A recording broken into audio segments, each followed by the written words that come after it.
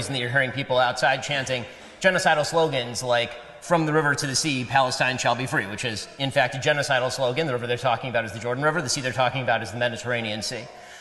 The real question is why that has become such a common sentiment in the West. Why it is that this has become such a common sentiment that you see 100,000 people marching in the streets of London in a pro-Hamas rally.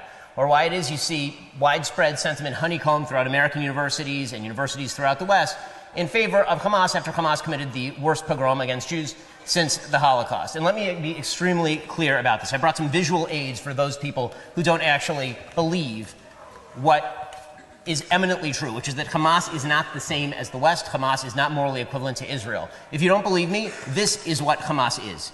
This is what Hamas is. Hamas is murdered babies burned in their cribs. What Hamas is Shani Luke. Shani Luke's body, her head was found today, her skull was found today.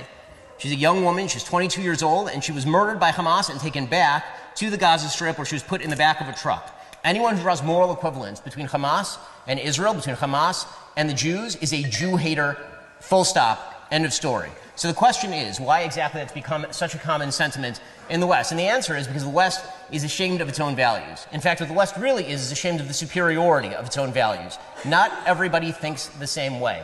And it's not true. And because the West thinks that, the West falls into these category errors where they believe you can buy off terrorist groups like Hamas, where they believe that Hamas's actual goal is not what they say.